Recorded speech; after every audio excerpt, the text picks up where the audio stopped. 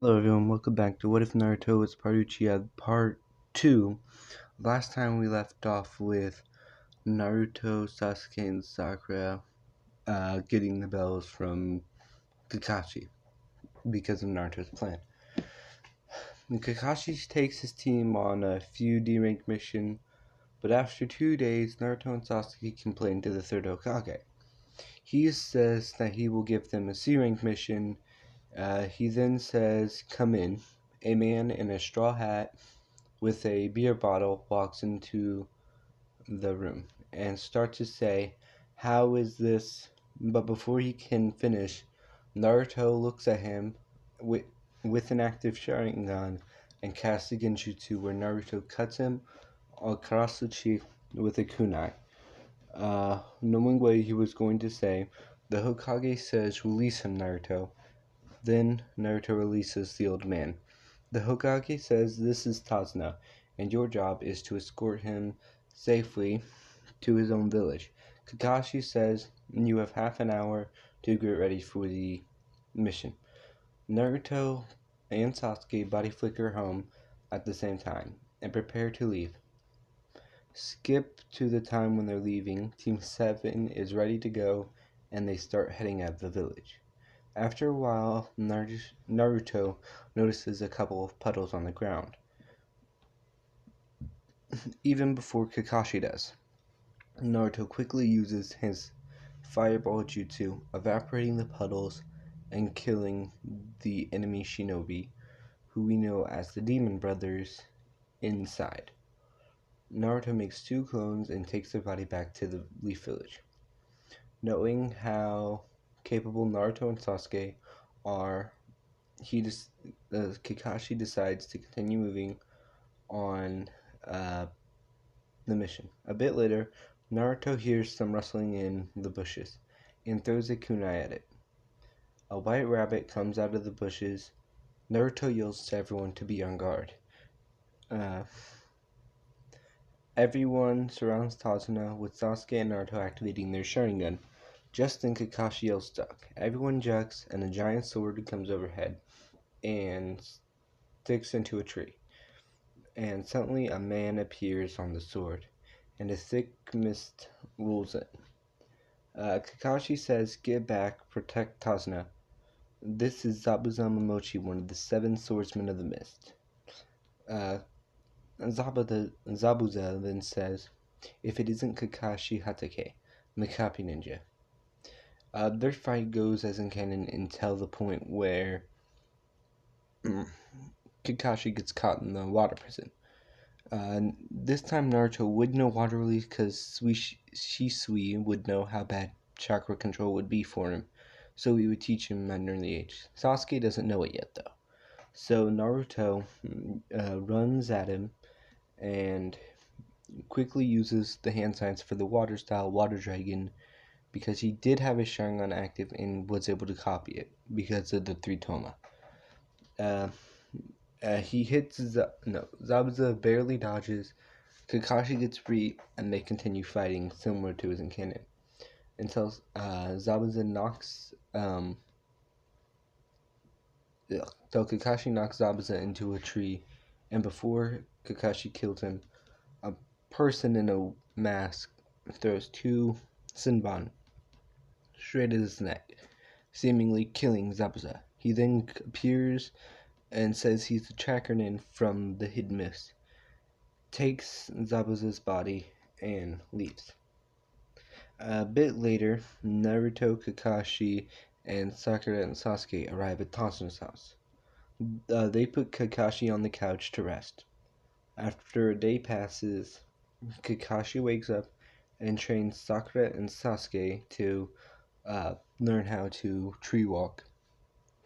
Uh, Naruto, already knowing it, decides to practice one of the scrolls Suishi got him. This jutsu is fire style fire breath jutsu. Naruto training to master this jutsu. Eventually, he gets low on chakra. This time, he does not meet Haku. He goes back to Tasuna's house and passes out. Him and Tamari, Tamari. Uh, Hazuna's grandson still have a similar conversation as in canon, except Naruto says that his uncle was killed, and so was most of his clan, and Sasuke, same thing, except his older brother was the one who killed the clan. Uh, then that, makes him man up and all that. Then Naruto goes to bed with a bit of chakra exhaustion, so Kakashi and them decide to let him sleep. Naruto wakes up uh, when he hears Tazuna's daughter screaming. Naruto quickly dispatches the two people attacking her and runs to the bridge. But when he gets there, he sees a horrible sight: Sasuke being pelted with hundreds of Senbon. This causes Naruto uh, to feel immense pain in his eyes. That's right, I'm giving him the Mangekyo Sharingan this early, but he won't be able to activate it or use it properly. Well, he'll train to, but he'll know that, yeah. So he might be a bit overpowered for a little bit, but that'll kind of cancel out later on. Anyway, his eyes start hurting, and everything around him seems to stop. This is one of the abilities he has. Uh, I might try and draw something for the next episode, but I'm not too good at art. Anyway, his Sharingan then transforms into a weird pattern, kind of like an hourglass with two pointy things on both on the top and on the left eye, the bottom. Uh, his eyes kind of curve into the middle to where it'd be like an hourglass on its side in both eyes, and time seems to stand still. Naruto rushes over to Haku and punches him around 30 times, and everything starts moving again as normal. And after time continues to move, Haku dies instantly. Because if you didn't know, say all the atoms in someone's body were to stop, but yours were to keep moving, and you go in, like, touch them, it would hurt the person. But if you were to punch them like 30 times and be as strong as Naruto was as a kid, he's even stronger in this one. You're basically dead. So Haku's guts and everything kind of splatter all over the place. So yeah, and uh, mm, uh, since Haku doesn't get in the way like in canon, Kakashi is able to kill Zabuza with the Chidori or Raikiri to the heart. Uh, so let's see. After this, Naruto kind of blacks out, and Kakashi takes Naruto and Sasuke and Sakura back to the village after a couple days of resting. The bridge is still named the Great Naruto Bridge, and everything like that. And for Gato's men, Kakashi just makes a couple clones and deals with them. Uh, except Gato himself, not at first. He makes Gato give all of his money to the village so they can like rebuild for all the damages he's done. Then he kills him. Anyway, so they get back to the village. Naruto runs into the third Hokage's grandson, and he asks him to play tag with him. Naruto agrees, so they start playing, but after a while, Sakura comes and sees that Naruto's playing ninja, makes fun of him for it. Konohamaru asks if this is Naruto's girlfriend. Naruto says no instantly, making Sakura kinda mad, but not really. And then Konohamaru says that makes sense, she has too big of a forehead, which kind of makes Sakura mad, so Sakura ends up chasing Konohamaru until Konohamaru runs into some weird guy from the sand. Naruto walks over and says, "Put the kid down," because the sand ninja picked him up. And then he says, "You, in the tree with the red hair, get your teammate under control before I kill him." This causes Gaara to be a bit surprised, and he tells his brother Kankuro to put him down. Around then, Temari comes by and sees Naruto. She has a bit of a crush on Naruto in this one. Hold on, let me check something real quick. Yeah, so like I said, she has a bit of a crush on Naruto. Anyway, Naruto says hi back because, well, Shishi always told him to be polite to women, I guess. Because Shishi seems like a pretty polite character from what little we get to see of him, though. Anyway, so then Kankuro is still holding Naruto. I mean, not Naruto. Konohamaru kind of choking without realizing it. So Naruto activates his Mangekyo Sharingan and freezes time again. And suddenly, Konohamaru is in Naruto's arms, right where Naruto was standing a couple seconds before. This surprises all three of the Sand Shinobi, and Gaara ends up asking him what his name is. He says his name is Naruto Namikaze Uzumaki Uchiha, or just Naruto Uchiha for short, because, well, he knows about his heritage, like everyone in the village does. Then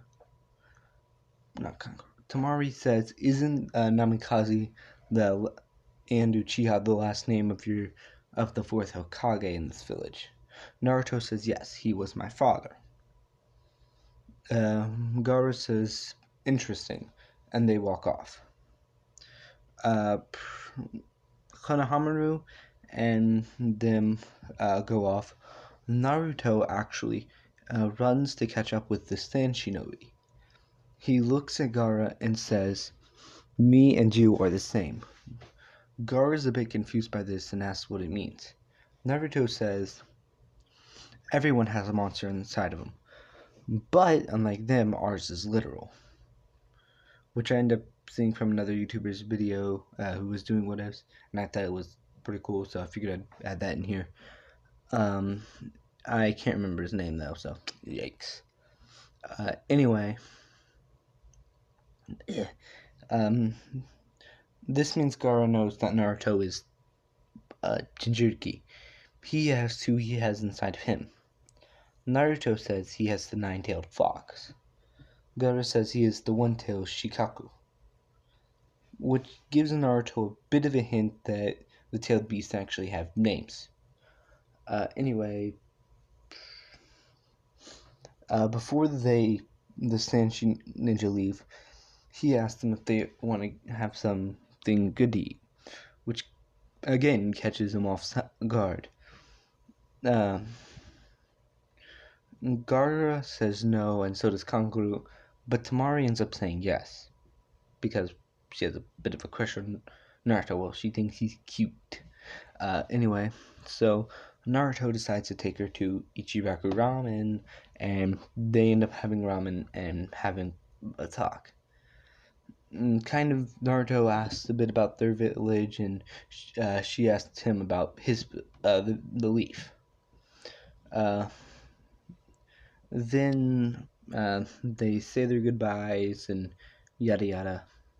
They're not dating or anything yet, but there's a chance they will be in the future because why not?